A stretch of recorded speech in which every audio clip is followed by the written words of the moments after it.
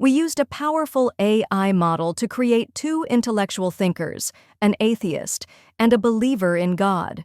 We placed them in a direct debate to explore one of humanity's oldest and deepest questions. Does God exist? No tricks, no judgments, just pure reasoning, clash of ideas, and bold arguments. The debate starts now.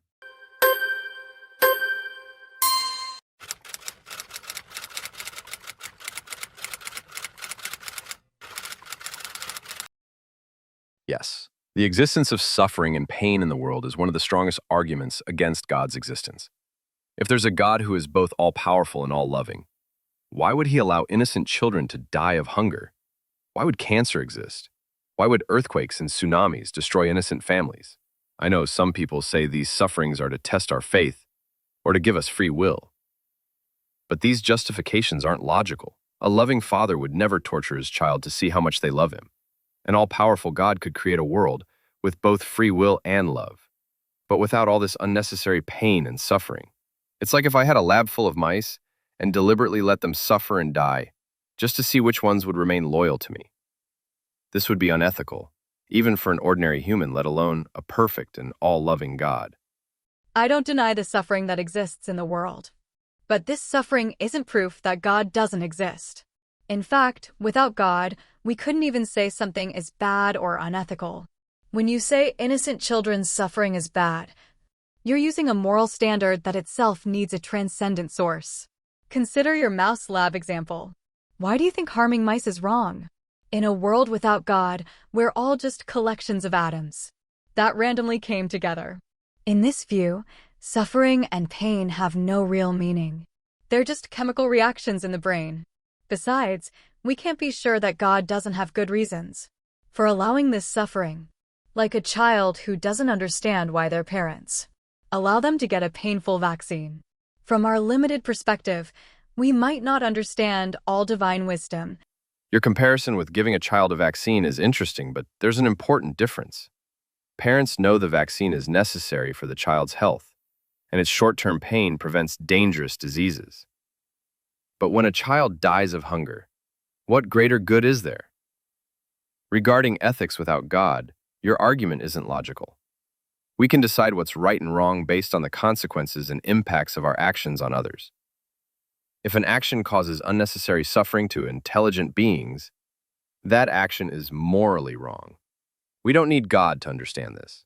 Also, if ethics must come from a transcendent source, how do you know that source is benevolent? Maybe that transcendent being is evil itself. This is Plato's famous question. Do the gods love good deeds because they are good, or are good deeds good because the gods love them? Let me address your final point about Plato's dilemma. I believe goodness and God are inseparable. It's like asking whether a circle is round because it's round, or because that's the definition of a circle.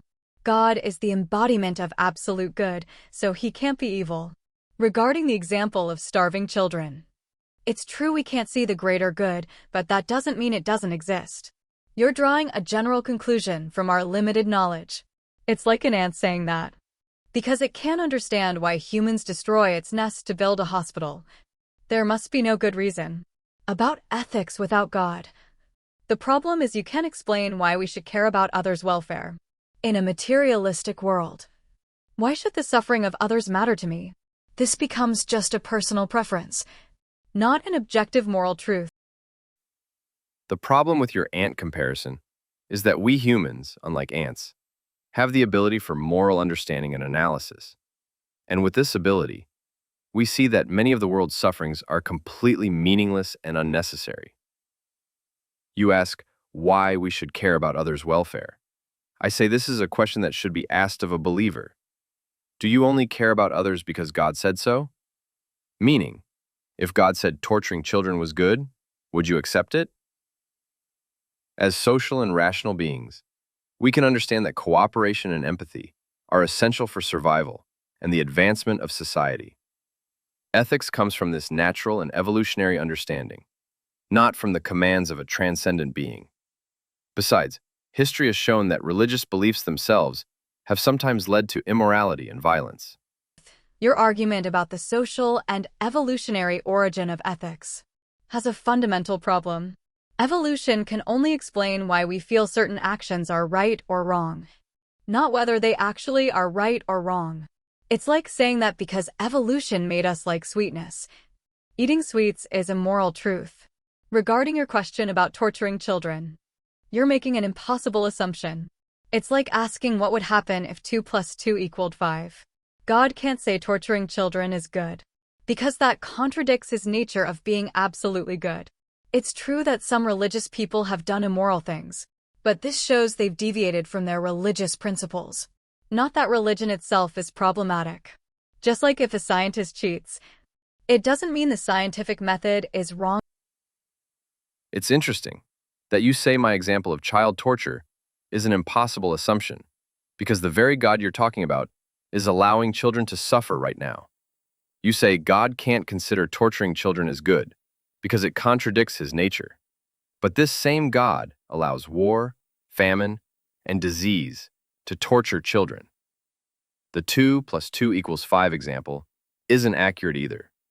Mathematics is a logical system with clear rules, but according to you, ethics depends on God's will. So, you should be able to explain why God permits some suffering but not others.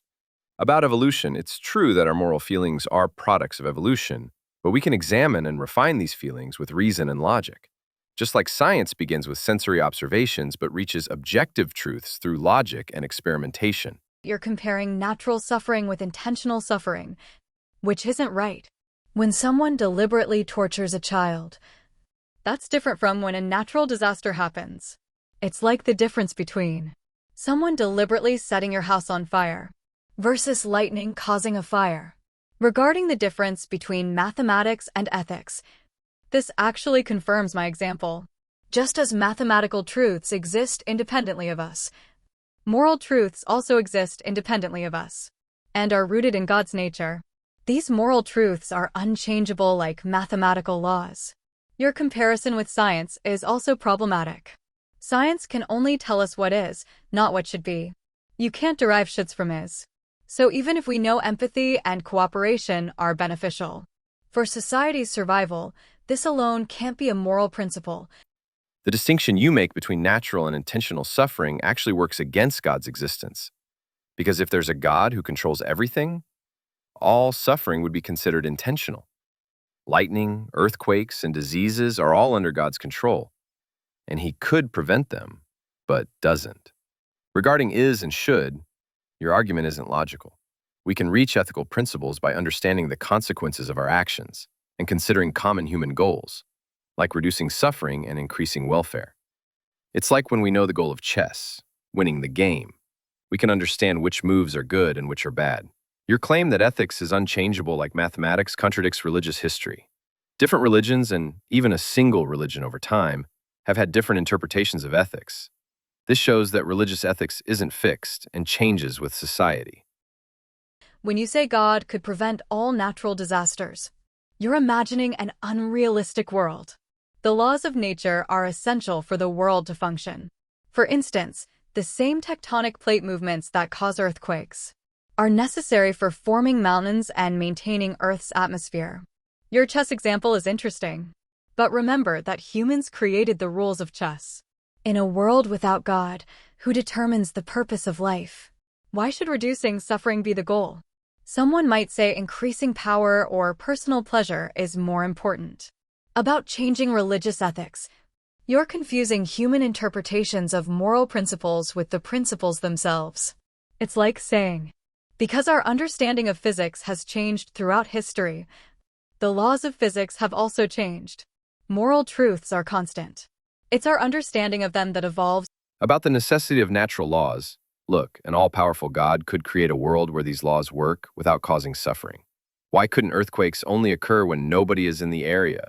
Or why must cancer exist? About life's purpose. The absence of God actually makes us responsible for determining our own meaning and purpose in life.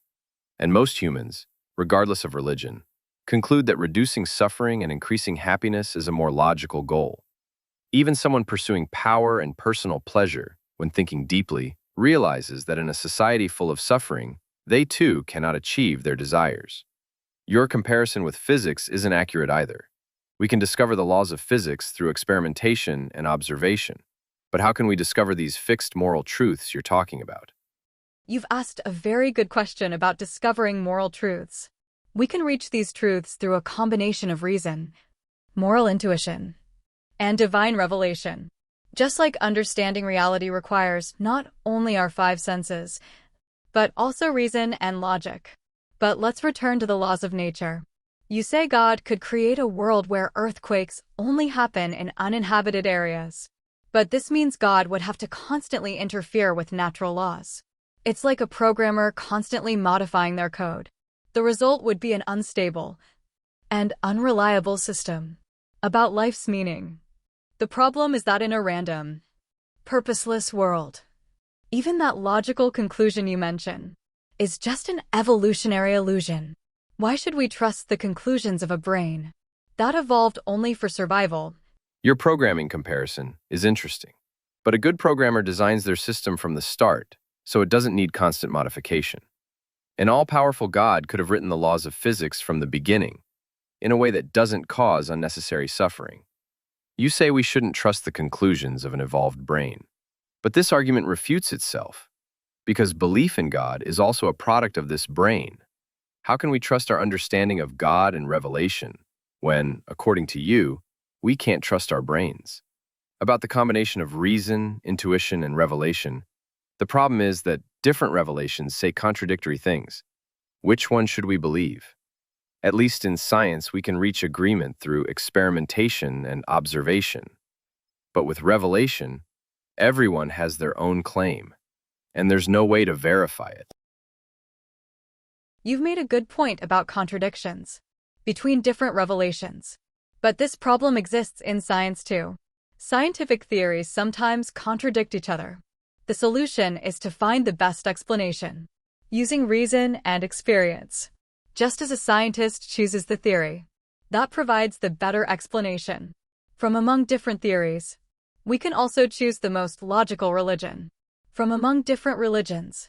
Regarding the initial design of the world, remember that we don't know if this world isn't the best possible state. Perhaps any change in the laws of physics would have caused bigger problems.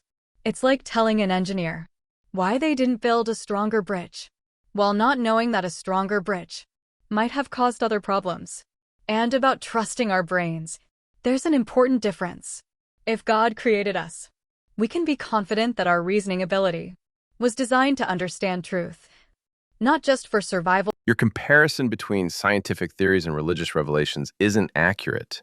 Scientific theories are testable and falsifiable, but religious claims aren't. When a scientific theory doesn't match the evidence, scientists discard it. But when a religious belief doesn't match reality, it's usually justified. Or they say, God's ways are mysterious. Your argument about the best possible world is also problematic. You say this might be the best state, but an all-powerful God could overcome any limitation.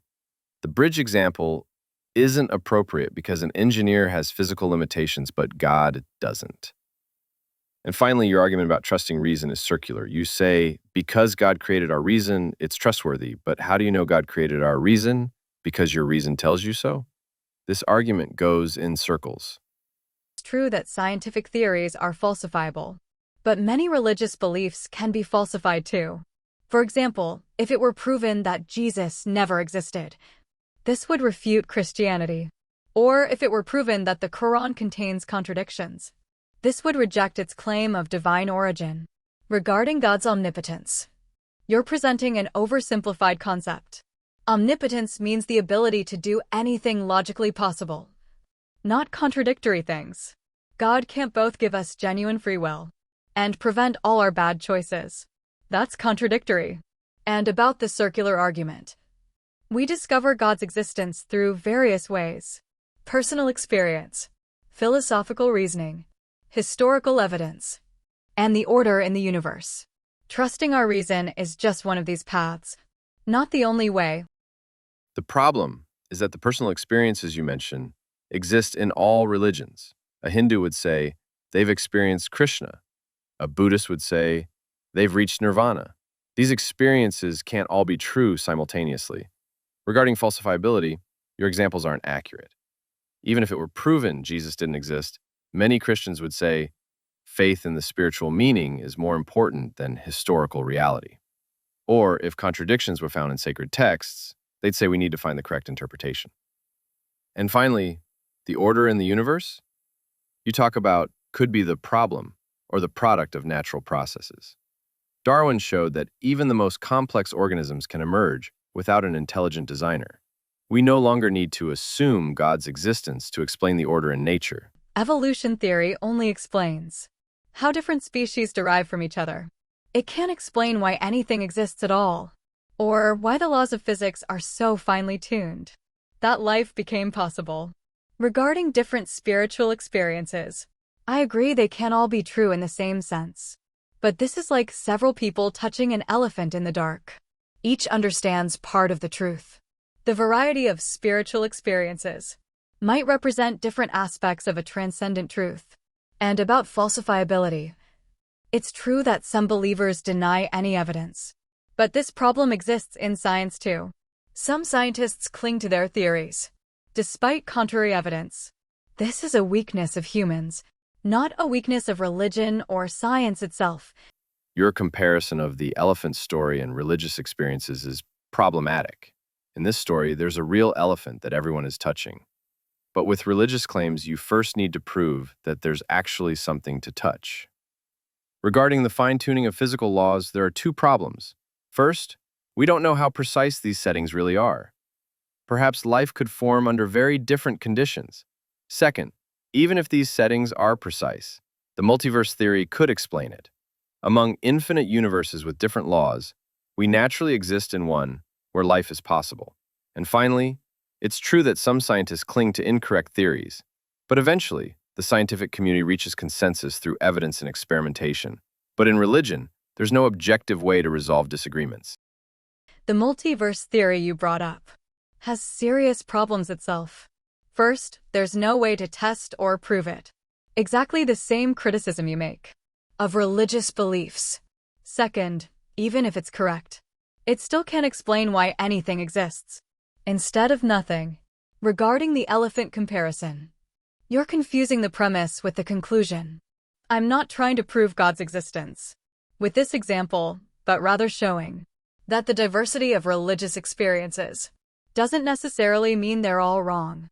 And about scientific consensus, don't forget that many of today's scientific truths were once rejected by the majority of the scientific community. Consensus isn't always a sign of truth. Sometimes a minority that has reached the truth must stand against the majority. It's true that multiverse theory isn't directly testable, but has an important difference from religious claims. This theory follows from the physical laws we know, not from personal experiences or ancient texts. It's like when we solve Einstein's equations and arrive at black holes, even if we can't directly observe them. Regarding why is there something rather than nothing, this philosophical question exists for theism too. If you say God has always existed, we could say perhaps the universe or multiverse has always existed. And about scientific consensus, it's true that it's sometimes wrong. But the point is that science has a method to correct itself. Incorrect theories are discarded with new evidence. But religious beliefs typically don't change, even with contrary evidence. About multiverses and physical equations, the point is that these equations only describe what exists, not why it exists. Even if we understand how a multiverse works, we still don't know why these equations and laws exist. You ask why God exists instead of nothing. The difference is that God is, by definition, a necessary being, meaning he cannot not exist. It's like we can ask why 2 + 2 = 4. But the material world could not exist, or could be different. And about changing beliefs, religions have actually changed throughout history too. For instance, our understanding of sacred texts has deepened with scientific progress. The difference is that in science, surface realities change. In religion, our understanding of deeper truths deepens. This claim that God is a necessary being is itself an unfounded assumption. It's just wordplay. You define God as necessary, then say, therefore he must exist. It's like if I defined a perfect dragon as a being that necessarily exists, so it must exist. Your comparison with 2 plus 2 equals 4 isn't accurate either. This is a logical truth that follows from the definition of numbers. But God's existence is an existential claim about external reality. You can't prove the existence of something in the real world through definition and logic alone. And regarding changing religious understanding, this is exactly religion's weakness. When science proves something contrary to religious belief, believers interpret the sacred text to match science. This shows that the real source of our knowledge is science, not religion. Your perfect dragon example is interesting, but it has a fundamental difference from the concept of God. God as the source of existence. And first cause logically must be necessary. Otherwise, we reach an infinite regression. It's like the difference between real and imaginary numbers. Real numbers are necessary by their definition. But a dragon is a contingent being.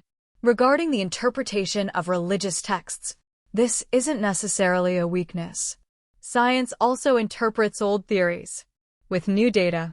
For example, when relativity came along, our understanding of time and space completely changed. This shows that truth is more complex than our initial understanding. And finally, science can't answer all our questions. For instance, it can't tell us why we should live ethically, or what meaning life has. These questions are beyond the scope of science. It's true that science can't directly answer questions of meaning and ethics, but it can help us better understand why we ask these questions. Scientific studies show that the search for meaning and ethics is part of human brain evolution. We don't need to assume a transcendent being put these questions in our minds. About the first cause and infinite regression, why can't God be part of this regression? If everything needs a cause, God must have a cause too. If you say God doesn't exist, why can't the universe or the laws of physics exist without a cause? And about changes in science and religion, there's an important difference. Change in science is based on new evidence, but change in religion is usually a reaction to external pressure. Science says, this new evidence shows we need to change our theory. Religion says, we need to interpret the sacred text in a way that matches science. The point you raised about brain evolution and the search for meaning is a double-edged sword. If our brain is a product of evolution and designed only for survival, how can we trust our scientific and logical reasoning? Perhaps belief in materialism is also just an evolutionary adaptation. Regarding the first cause, the problem is that the material world has the characteristics of a contingent being, like change, limitations, and so on. There are limitations on time and space, but God as a non-material being doesn't have these limitations. This is like the difference between numbers and physical objects. The number 2 doesn't need a cause, but 2 apples do need a cause. And about change in religion, I agree that sometimes these changes were under external pressure. But this shows that religion can adapt itself to truth. Not that it's completely wrong. Your argument about trusting reason goes back to the same circular reasoning. You say we can't trust an evolved brain, but you're using the same brain to argue about God's existence. In fact, our ability to discover scientific truths and build technology shows that our reason, even if a product of evolution, can reach truth. Your comparison of God with the number 2 is also problematic. Numbers are abstract concepts, not real beings. It doesn't have physical existence, it's just a concept we defined. But the God you're talking about is supposed to be a real being that affects the world. And about religion adapting to truth, this precisely shows that religion follows science, not guides us toward truth. If religion really came from the creator of the universe, it shouldn't need so many changes and reinterpretations. You've raised a subtle point about religion being a follower, but perhaps this is part of the divine plan. That our understanding of truth gradually deepens, just like a good teacher doesn't tell the student everything at once, but allows them to discover it themselves. About the difference between abstract concepts and real beings, I agree they're different, but exactly this difference shows that God must be beyond matter. If God were a material being, all the problems you mentioned would be correct. God, like the laws of logic and mathematics, is both abstract and real. And about trusting reason. I'm not saying we can't trust reason. I'm saying that without God, we can't explain why our reason aligns with reality. This alignment itself is a sign of intelligent design. The teacher and student example can't be a good justification for changes in religion. They can give incorrect information to their student that later needs correction. But sacred texts are full of incorrect scientific claims that later need to be reinterpreted. About God being both abstract and real, this is a contradiction. Mathematical laws merely describe logical relationships, not real beings. You can't say God is abstract like mathematical laws, and also say he can intervene in the world and answer prayers. And about the alignment of reason with reality, this is exactly what evolution explains. Beings that didn't have a correct understanding of reality couldn't survive and reproduce. We are the product of millions of years of natural selection that has aligned our brain with reality. Your evolutionary explanation for the alignment of reason and reality isn't complete. Natural selection can only explain why we can understand things that are real. But why can we understand abstract concepts, like advanced mathematics or philosophy? These abilities weren't essential for our survival. About the contradiction between being abstract and real, this isn't a contradiction. God can be beyond matter, but interact with the material world, just like our mind, which is non-material, can affect our physical body. And regarding scientific errors in sacred texts, this is not scientific education. If these texts had been written in today's precise scientific language, they would have been incomprehensible to their original audience. Your claim about the non-materiality of the mind is an interesting but incorrect example. Science has shown that the mind is a product of brain activity. When the brain is damaged, the mind is also damaged. This shows that the mind is not separate from matter. Regarding abstract abilities like mathematics, these capabilities are byproducts of our complex brain evolution. A brain that evolved to solve survival problems can develop these abilities as a secondary function, just like wings first evolved for temperature regulation and were later used for flight. And about sacred texts, if they really came from the creator of the universe, they could have said the earth is round. This wouldn't have required complex scientific language. The evolution of mental capabilities has an important difference from the evolution of wings. Wings show a gradual change from one physical function to another physical function, but the gap between simple physical understanding and understanding abstract concepts is much larger. Regarding the relationship between brain and mind, it's true that brain damage affects the mind, but this doesn't necessarily show that the mind is the same as the brain. It's like how antenna damage affects television quality, but this doesn't mean the television image is the antenna. And about sacred texts, imagine if God had said, "The earth is round." People of that time only saw the flat surface of the earth would probably have rejected this statement and ignored the entire spiritual message of the text. Sometimes even simple truth needs an appropriate cultural context. So, now that you've heard both sides, what do you think? Is there a God, or are you still not convinced? Drop your thoughts in the comments. This debate isn't the end, it's just the start of the convo. We're not here to give you all the answers. We're here to question stuff together. Can't wait to hear what you think.